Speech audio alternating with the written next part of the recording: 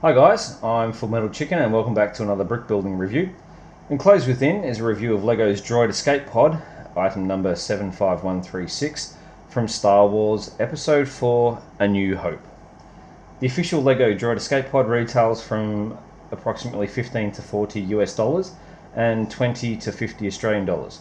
I purchased this little kit for 29 Australian dollars at Kmart and was very lucky to find it, as most of the Star Wars Lego had been sold out, due to Christmas and New Year sales. The Lego Droid Escape Pod contains 197 pieces for the build and comes with 4 minifigures. You get 2 little Jawas, little shifty chaps who like hide in the sand and rocks and all that sort of stuff. And you get the classic R2-D2 and C-3PO.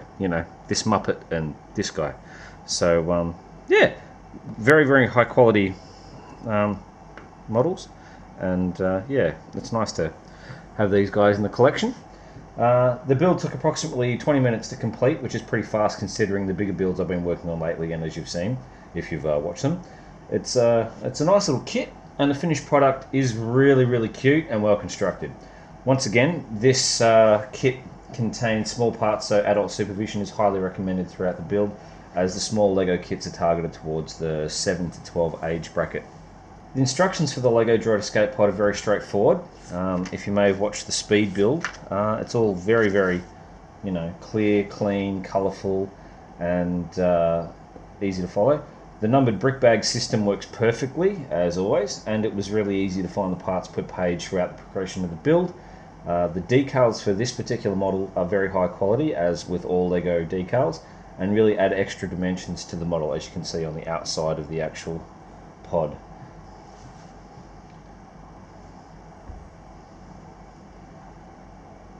The escape pod is approximately 26 centimeters long from stern to bow, and it is 4 centimeters wide from port to starboard.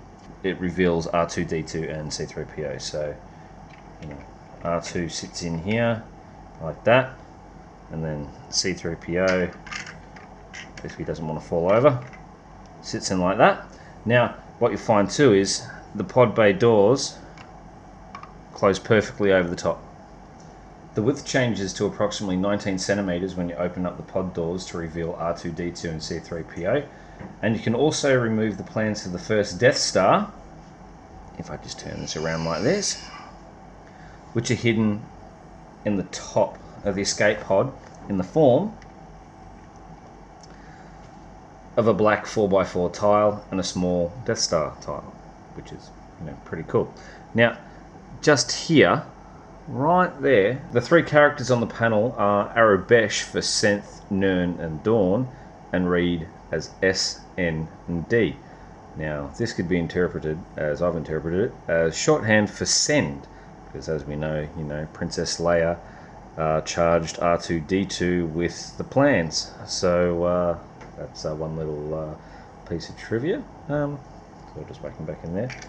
Now, when you look at the decals on the inside of the pod walls, on one side there is a decal representing a viewport. If you take a close look at this viewport, you'll see in the middle of it there's a little Star Destroyer. Now, in the actual movie, when you actually come to this particular scene when they escape in the escape pod, there's an actual shot through the viewport of a Star Destroyer. So I find that's pretty cool how they've done that, and made reference to the movies.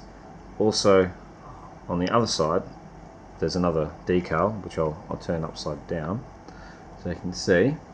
Now, as you can see, it's the trajectory of the escape pod towards a planet. The Arabesh on this particular decal reads Destination Tatooine, which, as we know, or for those who don't know, it's the planet on which the escape pod crash landed after it was jettisoned from the Tantive 4 Rebel blockade runner in Star Wars 4 A New Hope. So, yeah, I find that very, very cool, and, a little bit of trivia there, which is always good. You'll also notice that there was a few little parts which you can make an extra blaster if you want to, and you can give that to maybe C-3PO, because I don't think R2 is going to hold that himself.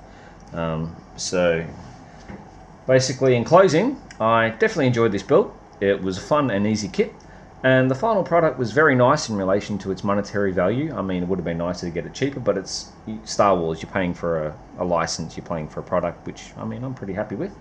I think I'll do a few more of these smaller builds as the year's starting to get busy. I'll still do the bigger builds, but the smaller ones are fun.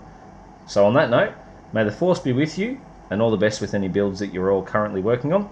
Cheers for now. FullMetalChicken, signing off.